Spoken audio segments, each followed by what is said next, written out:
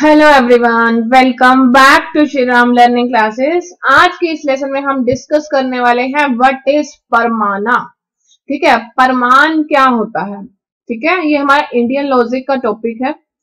6th unit है paper 1 की। जो स्टूडेंट्स एनटीए नेट का एग्जाम पेपर 1 से एनटीए नेट का एग्जाम देने वाले हैं पेपर 1, तो सभी के लिए ही कॉमन है। ठीक है, सभी के लिए ही इंपॉर्टेंट है। एंड ये इंपॉर्टेंट टॉपिक है परमान। परमान होता क्या है। ठीक है, हिंदी में प्रमाण और इंग्लिश में हम उसको क्या बोलते हैं, प्रूफ। ठीक है, जितने भी मेरे नोट्स हैं आपको मेरे टेलीग्राम चैनल पर मिल जाएंगे, जिसका नेम है श्री राम लर्निंग क्लासेस। ठीक है, श्री राम लर्निंग क्लासेस से शुरू करना, तो वो उसमें सभी पीडीएफ आपको प्रोवाइड हो जाएंगे।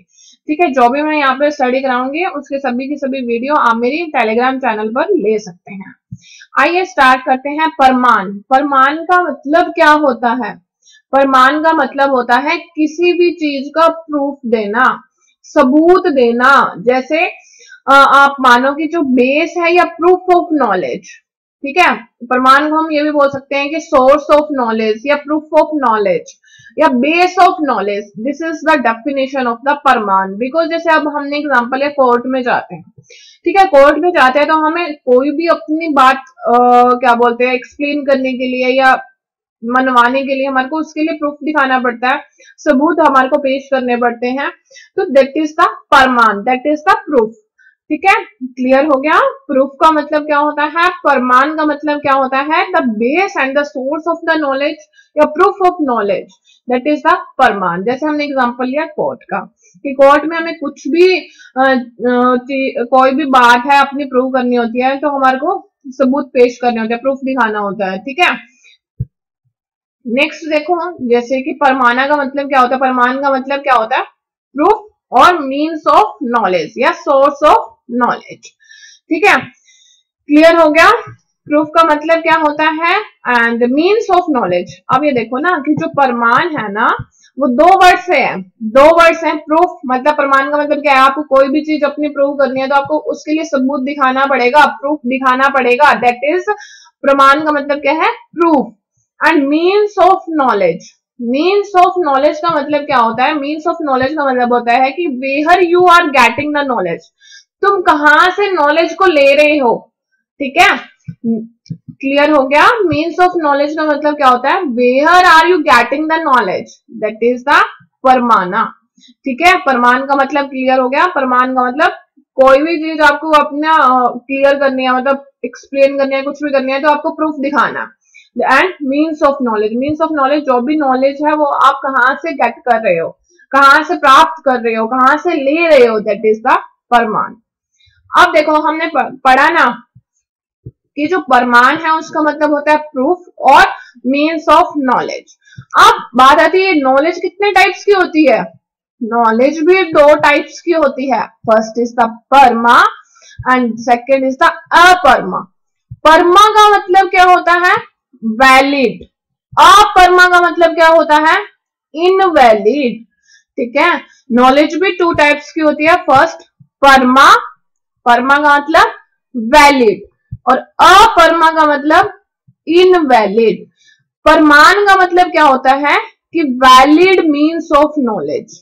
ठीक है, प्रमाण का मतलब क्या होता है कि जो भी हम नॉलेज दे रहे हैं, जो भी हमारी नॉलेज हम गेट कर रहे हैं, वो कैसे होनी चाहिए, वैलिड। ठीक है, अब क्लियर हो गया। एग्जाम में क्वेश्चन पूछ लिया जाता है कि नॉलेज कहां कहां से कैन बी टर्म्ड है, कौन कौन से नॉलेज के दो टाइप कौन कौन से हैं, पता होना चाहिए, वैलिड और इनवैलिड। वैलिड में क्या आता है, परमा, और इनवैलिड में क्या आता है, अपरमा। जो परमा है ना, वो किसका नाम है, परमाना का ही। ठीक है, क्योंकि परमान क्या कहता है, वैलिड मीन्स ऑफ नॉलेज। थोड़ा थोड़ा करके पढ़ेंगे जिससे आपके माइंड में न्यू कंसेप्ट है, इजी वे से बैठ जाए। देखो, इजी से समझो, अच्छे से समझो कि परमान, परमान का मतलब प्रूफ। ठीक है, कोई भी चीज आपको अपनी एक्सप्लेन करनी है या कुछ भी आपको बात समझाने दो, क्या करना पड़ेगा, अपना प्रूफ देना पड़ेगा। ठीक है, जैसे कोर्ट का एग्जांपल माइंड में रख लेना कि कोर्ट में कुछ भी हमारे को कोई भी केस है वो सॉल्व करने के लिए हमें क्या करना होता है कि सबूत पेश करने होते हैं। ठीक है, that is the proof, that is the प्रमाण and means of knowledge. Knowledge दो टर्म से है, वैलिड और इनवैलिड। वैलिड का मतलब क्या होता है? परमा, और इनवैलिड का मतलब क्या होता है? अपरमा। और प्रमाण की डेफिनेशन क्या होती है? Valid means of knowledge.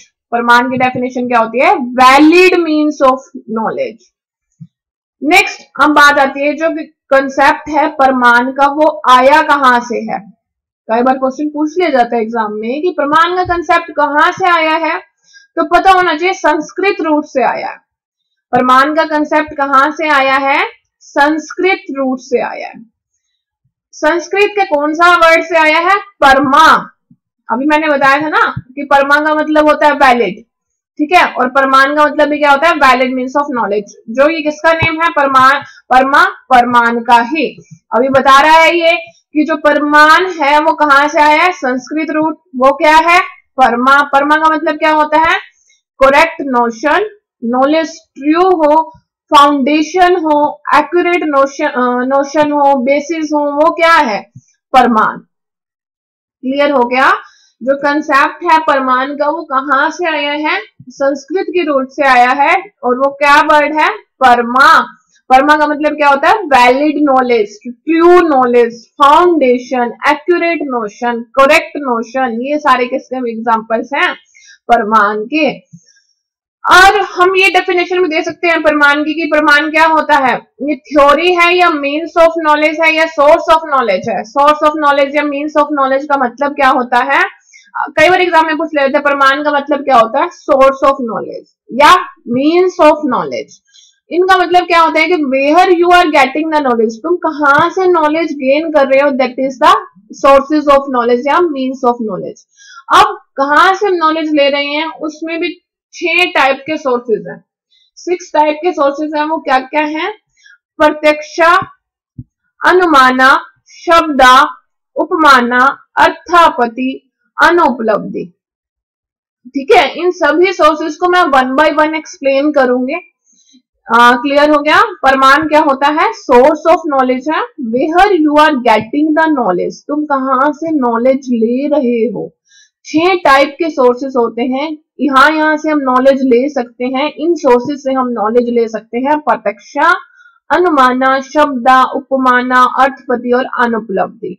ठीक है, और प्रमाण की डेफिनेशन में फर्स्ट में तो इंक्लूड हो गया कि ये मीन्स ऑफ नॉलेज है। सेकेंड, इसमें 1 और more reliable and valid means include होते हैं, ठीक है, जिससे कि जो ह्यूमन बीइंग है वो एक्यूरेट और ट्रू नॉलेज ले सके, उसको हम क्या बोलते हैं? प्रमाण।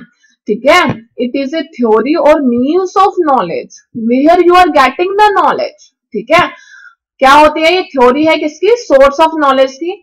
एंड इसके अंदर वैलिड हमारे को कंटेंट प्रोवाइड होता है, जिसको जो ह्यूमन बीइंग है वो एक्यूरेट और ट्रू नॉलेज ले सके, उसको हम क्या बोलते हैं? प्रमाण।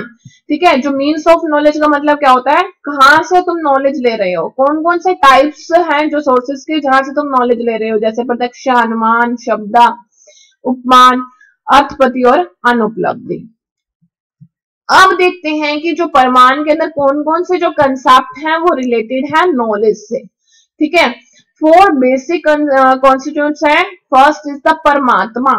परमात्मा का मतलब क्या होता है? भगवान, गॉड मीन्स द नोअर, जानने वाला। परमात्मा कौन होता है? जिसको सब पता है, सब कुछ जो जानता है उसको हम क्या बोलते हैं? परमात्मा। कहते हैं ना परमात्मा सब जानता है, मीन्स दैट इज गॉड। परमात्मा का मतलब गॉड, द नोअर, जो सब कुछ जानता है उसको हम क्या बोलते हैं? परमात्मा। ठीक है, ये परमाना के कंसेप्ट हैं जो कि रिलेटेड है किससे? नॉलेज से। फर्स्ट परमात्मा। परमात्मा ऐसे में इसमें क्या होता है कि मैचिंग में ना क्वेश्चन आ जाता है, परमात्मा में लिखा होगा कि द नोअर या द नोएबल या प्रोसेस ऑफ नोइंग या the knowledge achieved by the परमाना। तो आपको पता होना चाहिए कि जो परमात्मा या गॉड है वो कौन है? नोअर है, जो सब कुछ जानता है, जानने वाला है सब कुछ, उसको क्या बोलते हैं? परमात्मा। अब बात आती है प्राम्या। ठीक है, प्राम्या, म्या, प्राम्या का मतलब क्या है? देखो परमात्मा, अब इसमें प्राम्या, ठीक है, म्या, प्राम्या। प्राम्या का मतलब क्या होता है? द नोएबल, जिसके बारे में जाना जा सकता है, उसको हम क्या बोलते हैं? प्राम्या। ठीक है, प्राम्या किसको बोलते हैं? द नोएबल्स मीन्स जिसके बारे में जाना जा सकता है उसको हम बोलते हैं प्राम्य। अब बात आए परमाना। परमान का मतलब अभी मैंने सारा समझाया है कि जो प्रोसेस ऑफ नोइंग या सोर्स ऑफ नॉलेज या थ्योरी ऑफ नॉलेज उसको हम क्या बोलते हैं परमान। मीन्स कैसे जाना जाएगा, ये क्या है परमान। अब देखो ये है परमिति। परमिति क्या होती है, जो नॉलेज अचीव की गई है बाय द परमान। जो नॉलेज हमने कहां से ली, नॉलेज फ्रॉम द परमान, उसको हम क्या बोलते हैं परमिति। इंपॉर्टेंट है, इसका फ्लो चार्ट लर्न कर लो। फर्स्टली परमात्मा कौन होता है, द नोअर, जो सब कुछ जानता है उसको हम बोलते हैं परमात्मा, भगवान, गॉड। अब बात आई प्रेम्या। परमात्मा क्लियर हो गया, the subject who knows everything, ठीक है, उसको हम क्या बोलेंगे, जिसको सब पता है, the subject who knows everything, that is the God. Next is the प्रेम्या means the object of knowledge. Object of knowledge means the knowables, means जिसके बारे में जाना जा सकता है उसको बोलते हैं प्रेम्या। परमान का मतलब क्या होता है, valid means of knowledge, source of knowledge या प्रोसेस ऑफ नोइंग, उसको हम क्या बोलते हैं परमाना, ठीक है। नेक्स्ट लास्ट है हमारे पास परमिति। परमिति का मतलब क्या होता है कि जो नॉलेज हमारे को परमान से जो नॉलेज हमें मिल रही है उसको हम क्या बोलते हैं परमिति। परमान का मतलब कैसे जाना जाएगा, ठीक है। सिंपल सी वे में मैंने आपको समझाने की कोशिश की है। फर्स्ट पॉइंट हमारा परमाना, ठीक है। इंडियन लॉजिक के हम डिस्कस कर रहे हैं, उसमें सबसे पहले मैंने आपको डिस्कस कराया परमान। एक बार से रिवाइज करवाती हूँ, नेक्स्ट में फिर हम आगे के इसके कंटिन्यू करेंगे, ठीक है। समझो कुछ नहीं है, बिल्कुल इजी सा है। परमान हिंदी का वर्ड है, इंग्लिश में उसको बोलते हैं प्रूफ, ठीक है। हमारा किसी भी बात को प्रूव करना या मीन्स ऑफ नॉलेज या base and proof of knowledge. जैसे कोई भी हमने एग्जांपल लिया कोर्ट में, कोर्ट में आपको कोई भी केस को सॉल्व करने के लिए आपको जज के सामने क्या करना पड़ता है, सारे के सारे अपने जो भी एविडेंसेस हैं वो सारे सामने उनके सामने रखने पड़ते हैं, प्रूफ देना पड़ता है हर बात को का जो भी आप बोल रहे हो। तो उसी को हम क्या बोलते हैं परमान का मतलब क्या है कि प्रूफ ऑफ नॉलेज मीन्स आपके जो भी आप दे रहे हो उसका आपके पास कोई भी बात जो आप रख रहे हो उसके बाद उसका आपके पास क्या होना चाहिए, प्रूफ होना चाहिए, सबूत होना चाहिए, ठीक है। मीन्स परमान का मतलब that is source of knowledge, proof of knowledge, base of knowledge. प्रमाण को हम ये भी बोल सकते हैं प्रूफ या means of knowledge. Means of knowledge का मतलब कि कहाँ से आप नॉलेज ले रहे हो। जैसे अभी मैंने बताया कि 6 टाइप्स हैं सोर्सेज के। फर्स्ट इज का जैसे प्रत्यक्ष, अनुमाना, शब्द, अनुपति, अनुमान, उपमाना, अर्थापति, अनुपलब्धि, इन सभी सोर्सेज से हम क्या करते हैं नॉलेज को लेते हैं। नॉलेज अब 2 टाइप्स की होती है, फर्स्ट वैलिड और इनवैलिड। वैलिड का मतलब क्या होता है परमा और इनवैलिड का मतलब होता है अपरमा, ठीक है। परमान का मतलब क्या होता है valid means of knowledge. Next हमने ये देखा जो कंसेप्ट है परमान का वो कहां से आया है, संस्कृत की रूट से आया है और उसका नाम क्या है परमा। परमा का मतलब क्या होता है करेक्ट नोशन हो, वैलिड नॉलेज हो, फाउंडेशन हो और एक्यूरेट नोशन हो, उसको हम क्या बोलते हैं परमान, ठीक है। वैलिड परमान की आप बस यही डेफिनेशन याद रखो ना, वैलिड मीन्स ऑफ नॉलेज, ठीक है, आपको सब ध्यान रहेगा। नेक्स्ट हमने इसकी डेफिनेशन देखी कि परमान की, इट इज ए थ्योरी और means of knowledge and one or more reliable and valid means जिसके अंदर की जो ह्यूमन बीइंग है एक्यूरेट और ट्रू नॉलेज को ले सके, ठीक है। नेक्स्ट कई कौन कौन से कंसेप्ट्स होते हैं जो कि नॉलेज से रिलेटेड है। फर्स्ट इज द परमात्मा। परमात्मा कौन है गॉड, उसको हम क्या बोलते हैं नोअर, जो कि हर सब कुछ जानता है। प्रेम्या प्राम्या, प्राम्या का मतलब क्या होता है नॉलेजेबल। नोएबल, नोएबल का मतलब क्या होता है जिसके बारे में जाना जा सकता है, उसको हम क्या बोलते हैं प्राम्या।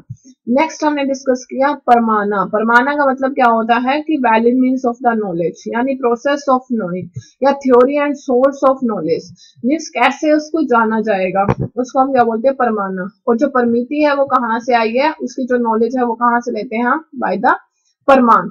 नॉलेज अचीव बाय द परमान दैट इज कॉल्ड द परमिति, ठीक है। ये हमने परमान के बारे में कुछ मेन डेफिनेशन डिस्कस की। आगे की जो बाकी का ऐसा कंटेंट है वो हम नेक्स्ट लेसन में डिस्कस करेंगे, एंड इस रिलेटेड पीडीएफ आप मेरे टेलीग्राम चैनल पर ले सकते हैं। Thank you, and please lessons को लाइक जरूर कीजिए एंड सब्सक्राइब कर लो आप मेरा चैनल। जैसे ही मैं नई वीडियोस डालूंगी तो आपको नोटिफिकेशन मिल जाएगी, एंड अपने फ्रेंड्स के साथ भी जरूर शेयर करो, ठीक है। एंड कुछ भी अगर आपको सजेशन देनी है तो कमेंट जरूर करो, मुझे फीडबैक जरूर प्रोवाइड किया करो, जिससे कि मुझे पता चले कि मुझे क्या क्या इम्प्रूवमेंट और करनी चाहिए, ठीक है। Thank you, bye bye.